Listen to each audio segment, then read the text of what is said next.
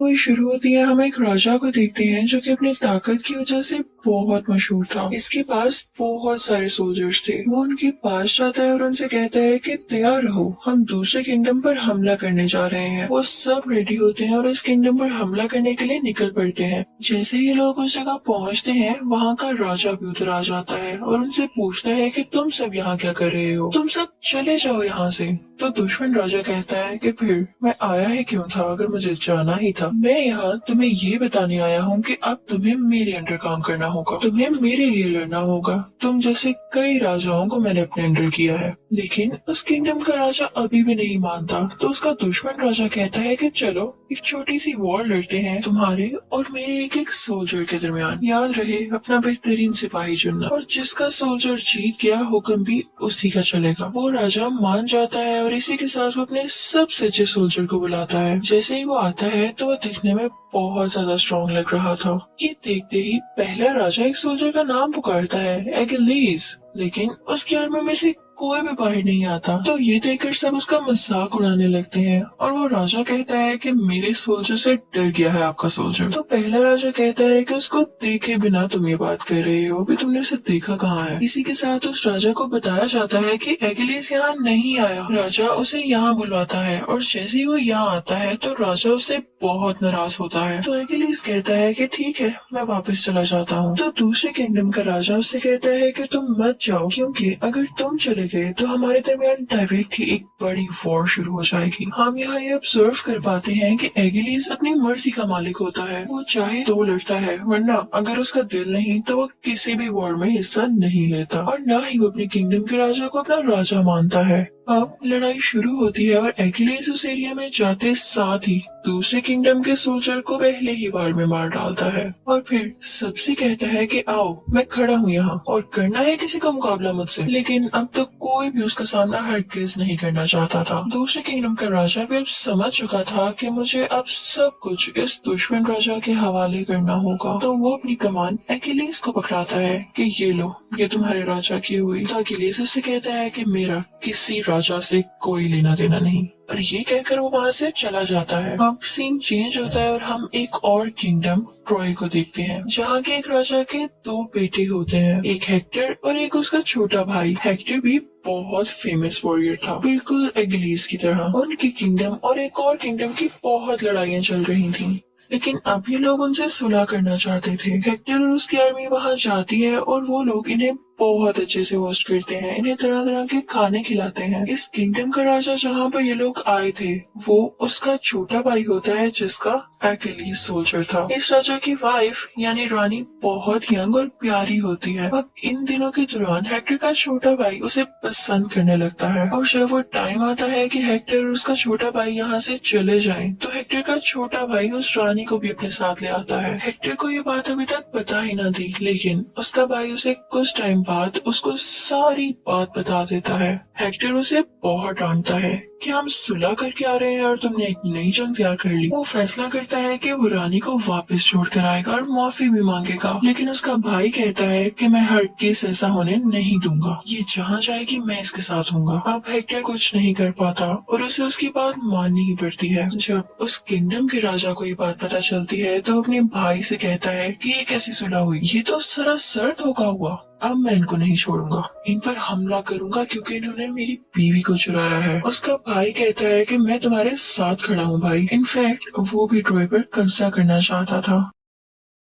अब वो लोग चाहते थे कि इस वॉर में एगिलीस भी उन्हें ज्वाइन करे, लेकिन जब एगिलीस से पूछा जाता है तो वो उन्हें साफ साफ मना कर देता है, क्योंकि वो राजा काफी जालिम था और एगिलीस था कूल किस्म का बंदा, इसलिए वो उसके लिए लड़ना ही नहीं चाहता था। रात को वो राजा खुद ही प्लान कर रहा होता है कि किस तरह से ट्रॉय पर अटैक करना है। तो वहाँ एक आदमी उसे कहता है कि एगिलीस के बगैर ये तो इम्पॉसिबल है। तो वो आदमी उसे कहता है कि आप उससे बात तो करके देखेंगे, बहुत बड़ी वॉर होने वाली है। तो वो राजा एगिलीस के पास एक आदमी को भेजते हैं, जो जाके एगिलीस से कहता है कि हमारी इज्जत का मसला है, ये बहुत बड़ी वॉर होने वाली है और अगर तुम हमारे साथ लड़ोगे तो लोग तुम्हारा नाम हमेशा याद रखेंगे और तुम यही तो चाहते हो। एगिलीस चाहता भी यही था। तो ये सुनकर वो खामोश हो जाता है। एगिलीस मशवरा करने के लिए अपनी मदर के पास जाता है, तो उसकी माँ से कहती है कि ये जंग बहुत भयानक होने वाली है और कोई नहीं जानता कि अगर तुम यहाँ जाओ तो वापस आओ भी या नहीं। लेकिन एक बात जरूर है, अगर तुम इस जंग में मारे गए तो लोग तुम्हारा नाम रहती दुनिया तक याद रखेंगे। अब हम देखते हैं कि ये सब लोग उस जंग की तैयारी में बहुत सारी शिप्स लेकर निकल पड़ते हैं। दूसरी तरफ हम हेक्टर को देखते हैं जो कि अपने फादर के पास जाता है, यानी ट्रॉय के किंगडम के राजा के पास। वो कहता है कि हमें उस राजा की बीवी को वापस छोड़ाना चाहिए, इससे पहले कि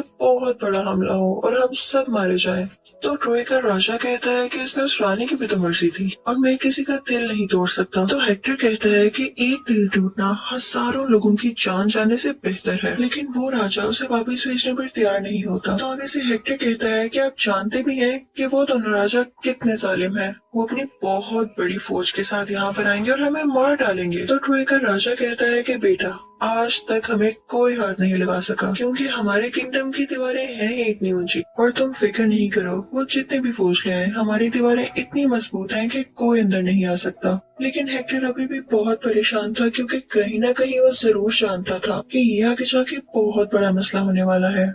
दूसरी तरफ हम देखते हैं कि वो दोनों राजा ट्रॉय किंगडम पर हमला करने के लिए बहुत सारी शिप्स लेकर और आर्मी लेकर निकल पड़ते हैं। लेकिन समंदर में उनके बहुत आगे एक और शिप होती है। उन्हें पता चलता है कि ये शिप तो एलिस की है। राजा कहता है कि अब क्यों आया है ये, कहीं इसका कोई और मकसद तो नहीं है, ये इसलिए तो नहीं आगे ये वहाँ जाकर खुद वो जगह फतह कर ले। अभी वो लोग ये सोच ही रहे होते हैं कि एकिलीस वहाँ पर पहुँचकर उन सब सोल्जर से खुद ही लड़ना शुरू हो जाता है। उसकी इतनी शानदार लड़ाई देखकर शिप में मौजूद सारे के सारे सोल्जर उसका नाम पुकारने लगते हैं, उसे चेयर अप करने लगते हैं। ये देखकर राजा को काफी गुस्सा आता है कि हमेशा से ऐसे हुआ, जितनी भी वॉर्स हमने लड़ी उसमें एकिलीस का ही नाम लिया गया, किसी की नजर में मेरी कोई इज्जत ही नहीं है। एकिलीस अंदर जाके वो सब जगहों को लूट लेता है और तभी वहाँ पर आ जाता है हेक्टर। एकिलीस उससे कहता है कि मैं तुमसे नहीं लड़ूंगा, असली वॉर कल स्टार्ट होगी तुम्हारे और हमारे दरमियान। फिर हम देखते हैं कि एकिलीस एक खैमे के अंदर चला जाता है और वहाँ पर एक लड़की होती है जो कि रो रही होती है। उसे एकिलीस के लोगों ने ही दूसरी औरतों के साथ कैद किया था। वो इनफैक्ट हेक्टर की कजिन थी। वो कहती है कि तुमने हमारे लोगों को मारा, हम इसका बदला जरूर लेंगे। एकिलीस उसके पास जाता है और कहता है कि तुम्हें मुझसे डर लग रहा है।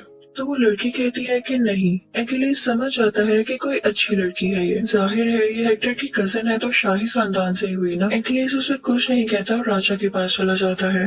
राजा उससे कहता है कि जंग जीतकर तुम ये समझ रहे हो कि लोग तुम्हें याद रखेंगे, ये किंगडम तो मेरा है और मैं ही इसका राजा हूँ। तो हमने पहले जाकर चालाकी क्यों की और तुमने तो इनका सब माल भी लूट लिया। तो एकिलीस कहता है कि जितना भी मैंने पैसा लूटा, जितना भी माल लूटा, वो अब मेरी तरफ से तोहफा रख ले।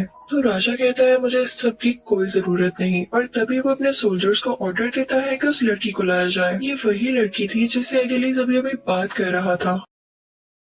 उसे बहुत बेदर्दी से लाया गया था। तो एकिलीस को ये देखकर गुस्सा आता है। तो वो एकिलीस से कहती है कि छोड़ो, मैं नहीं चाहती कि मेरी वजह से और कोई मरे। तो एकिलीस खामोश हो जाता है। राजा जब ये देखता है तो उस लड़की के पास जाता है और कहता है कि आज ये मेरी खिदमत करेगी। ये सुनकर एकिलीस को बहुत गुस्सा आता है। वो उसे धमकी देकर वहाँ से चला जाता है कि मैं तुम्हें जिंदा नहीं छोड़ूंगा, बस कुछ दिन की बात है। फिर हम एकिलीस को एक जगह पर बैठा हुआ देखते हैं। उसके साथी यानी पर्सनल सोल्जर्स उसके पास आते हैं और कहते हैं कि उठे, तैयार हो, हमें वॉर पर जाना है। तो एकिलीस कहता है कि मैं उनके खिलाफ कोई वॉर नहीं लड़ने वाला और न तुम लोग लड़ोगे। अब हम देखते हैं कि सुबह होती है। एक तरफ हेक्टर और उसका छोटा भाई होता है और एक तरफ वो दोनों सालिम राजा जो कि आपस में भाई थे। अब वो राजा हेक्टर से कहता है कि तुम्हारा छोटा भाई मेरी बीवी को पसंद करता है, तो क्यों ना हम दोनों में ही वॉर हो जाए और जो इस वॉर को जीतेगा वो उसको अपने साथ ले जाए। अगर मैं हारा तो मैं यहाँ से चला जाऊंगा, ये वादा है मेरा। लेकिन उस दुश्मन राजा को ये बात चुभने लगती है क्योंकि वो तो ट्रॉय पर कब्जा करने आया था। तो वो अपने भाई से कहता है कि तुम हेक्टर के छोटे भाई को मार देना ताकि हम ट्रॉय पर कब्जा कर सकें। अब हेक्टर के छोटे भाई और उस राजा में जंग स्टार्ट होती है। वो बहुत बुरी तरह लड़ते हैं। अब वो राजा हेक्टर के छोटे भाई को मारने ही वाला होता है कि हेक्टर बीच में आके अपने भाई की जान बचा लेता है और उल्टा उसी राजा को मार देता है। उस राजा का भाई कहता है कि इन पर अटैक कर दो। उसके सब सोल्जर्स उस पर हमला करने लगते हैं, लेकिन क्योंकि आज एकिलीस इनके साथ नहीं था तो ये लोग हारते जा रहे थे। इनके काफी ज्यादा सोल्जर्स मर रहे थे। सब सोल्जर्स डर जाते हैं और कहते हैं कि हम तो राजा की बीवी को छुड़ाने आए थे, लेकिन अब जब राजा की डेथ हो गई है तो फिर इस वॉर का क्या फायदा है। दूसरी तरफ हम देखते हैं कि उस राजा ने, यानी जिस राजा की डेथ हो गई है, उसके भाई ने उस लड़की को कुछ सोल्जर्स के हवाले कर दिया था, यानी वही लड़की जो हेक्टर की कजन थी। वो सोल्जर्स उसे टॉर्चर कर रहे होते हैं, उसके साथ बदतमीजी कर रहे होते हैं और तभी वहाँ पर अकिलीस आ जाता है और उन्हें मार देता है और फिर उसे अपने साथ खेमे में ले आता है। वो दोनों आपस में बातें करने लगते हैं तो अकिलीस उससे कहता है कि तुम परेशान नहीं हो, हर चीज टेम्परेरी होती है, वक्ती होती है, वक्त के साथ सब कुछ ठीक हो जाएगा। वो लड़की उससे कहती है कि मुझे तो लगा था कि तुम भी जालिम हो, लेकिन तुम दिल के अच्छे हो। अब हम देखते हैं कि अकिलीस सो जाता है और वो लड़की उसके पास आती है उसको मारने की नीयत से। अकिलीस की आंखें बंद होती हैं, लेकिन उसे फिर भी पता चल जाता है कि ये मुझे मारने आई है। वो उससे कहता है कि मार दो मुझे। तो वो कहती है कि अगर मैंने ऐसा ना किया तो तुम दूसरे लोगों को भी मार दोगे, तो बताओ मैं क्या करूँ। तो अकिलीस कहता है कि हाँ मैं तो मारूंगा ही, तुमने मुझे मारना है तो मार दो। तो वो उसे नहीं मारती और उनमें सुलह हो जाती है। वो उससे कहता है कि मैं तुम्हारे किंगडम पर अब हमला नहीं करूंगा और वो अपना सारा सामान शिप में डलवा देता है। लेकिन तभी हम देखते हैं कि उस किंगडम के सोल्जर्स रात को चुपके से ट्रॉय किंगडम पर हमला करने लगते हैं। तो हेक्टर कहता है कि रात में इस तरह हमला करना कितनी बुरी बात है। अब हम देखते हैं कि इस वॉर में अकिलीस के साथ उसका एक कजन भी था, जिसकी शक्ल भी थोड़ी बहुत अकिलीस से मिलती जुलती थी। जब अकिलीस सबसे कह रहा होता है कि हम ये वॉर कंटिन्यू नहीं करेंगे, तो उसका कजन उससे कहता है कि यार अभी मत जाओ, हमें ये वॉर कंटिन्यू करनी चाहिए, लोगों ने इतनी जाने कुर्बान की, इसका क्या फायदा। लेकिन अकिलीस नहीं मानता, तो वो चुपके से अकिलीस का ड्रेस, शील्ड और तलवार वगैरह लेकर खुद ही वॉर में चला जाता है और सोल्जर से कहता है कि चलो वॉर शुरू करते हैं। सब लोग यही समझते हैं कि शायद ही अकिलीस है और उसके पीछे जाने लगते हैं, लेकिन जैसे ही उसका सामना हेक्टर से होता है तो हेक्टर उसे मार देता है और बहुत खुश होता है। उसे लग रहा था कि उसने अकिलीस को मार दिया, लेकिन उसे पता चलता है कि ये तो उसका कजन था। अब ये बात जब अकिलीस को पता चलती है तो उसे बहुत गुस्सा आता है और वो ट्रॉय किंगडम के बाहर जाके खड़ा हो जाता है, उनकी दीवारों के बाहर। वो हेक्टर को आवाजें देने लगता है और अब हेक्टर बाहर आ चुका था। उन दोनों में बहुत लड़ाई होती है। यहाँ पर अकिलीस हेक्टर को हमेशा के लिए मौत की नींद सुला देता है, उसे मार देता है। फिर अकिलीस हेक्टर की डेड बॉडी को घसीटता हुआ अपने साथ ले जाता है। रात को खेमे में हेक्टर का बाप यानी ट्रॉय का राजा वहाँ पर आता है और कहता है कि मुझे मेरे बेटे की डेड बॉडी दे दो, मैं उसे वो एहसास देना चाहता हूँ जो एक मरने वाले वॉरियर को दिया जाता है। तो अकिलीस उससे कहता है कि क्या आपको डर नहीं लग रहा मौत से, मैं चाहूँ तो आपको भी मार सकता हूँ। तो वो राजा अकिलीस से कहता है कि तुम्हें क्या लगता है जिसका जवान बेटा मर गया हो उसे मरने की और जरूरत है। तो अकिलीस उसे उसके बेटे की लाश यानी डेड बॉडी लौटा देता है। सब लोग बहुत उदास होते हैं क्योंकि हेक्टर वाकई बहुत अच्छा वॉरियर और इंसान था और लोग उसे बहुत मिस कर रहे थे। इसके साथ साथ अकिलीस उससे कहता है कि आपके बेटे के मरने के गम में मैं आपको 12 दिन का रेस्ट देता हूँ और इसके साथ वो हेक्टर के कजिन को भी रिहा कर देता है, आजाद कर देता है और कहता है कि 12 दिन तक मैं ऊपर कोई हमला नहीं करूंगा। जब अकिलीस के राजा को ये बात पता चलती है तो वो गुस्से से आग बगोला हो जाता है कि तुमने मुझसे पूछे बगैर ये कैसे कर दिया। अब 12 दिन के बाद ट्रॉय किंगडम के जब राजा और सब लोग बाहर आकर देखते हैं तो कोई भी बाहर नहीं होता, सिर्फ लकड़ी का बना हुआ एक बड़ा सा घोड़ा होता है और उसके आगे कुछ मरे हुए लोग पड़े होते हैं। ट्रॉय किंगडम के लोग कहते हैं कि इन्होंने हमारे रिलीजियस जगहों पर अटैक किया इसलिए इनको सजा मिली। वो समझते हैं कि सब मारे जा चुके हैं और कुछ डर के भाग गए हैं।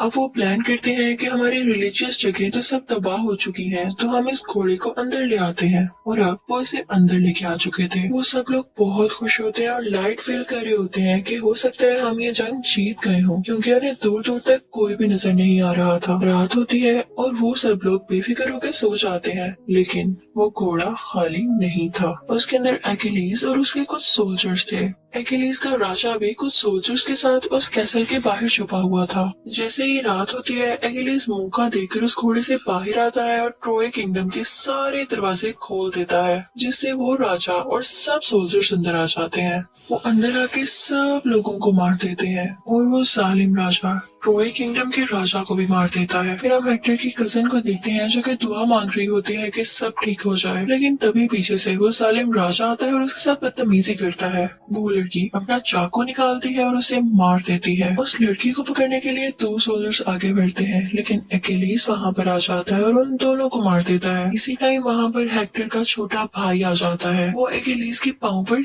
तीर फेंक देता है जो कि उसके पाँव के आर पार हो जाता है, लेकिन अकेलीस फिर भी खड़ा होता है और उसकी तरफ बढ़ता है ताकि उसे मार सके। लेकिन इसी दौरान हेक्टर का छोटा भाई उसे और तीर मार देता है, जिसकी वजह से अकेलीस काफी वीक हो जाता है और वहीं पर गिर जाता है। पीछे से हेक्टर की कजिन हेक्टर के छोटे भाई को मना कर रही होती है कि प्लीज ऐसा नहीं करो, उसे नहीं मारो, लेकिन वो उसकी एक नहीं सुनता। अकेलीस उस लड़की से कहता है कि तुम यहाँ से चली जाओ, तुम इसके साथ चली जाओ, क्योंकि पूरा ट्रॉय किंगडम तबाह होने वाला है। वो जाना नहीं चाहती थी पर उसे जाना पड़ता है। अकेलीस वहाँ पर मर जाता है। फिर हम देखते हैं कि अकेलीस को जला दिया जाता है और उससे उठता हुआ धुआं हेक्टर की कजिन दूर से देख रही थी। और इसी के साथ इस मूवी की सैड एंडिंग हो जाती है।